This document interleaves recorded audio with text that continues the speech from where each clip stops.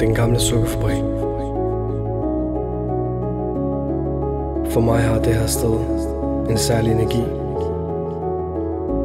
Det føles naturligt. Fragmenter af tid.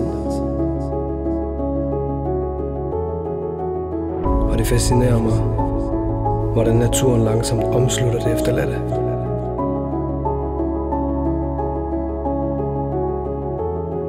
Hvordan stilheden får lov at tale.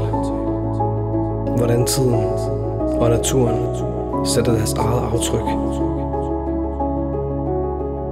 Men hvad sker der, når vi river det hele ned? Når vi bygger nyt?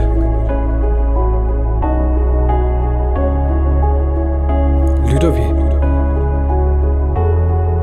Dyrene siger ikke noget, og planterne klager ikke.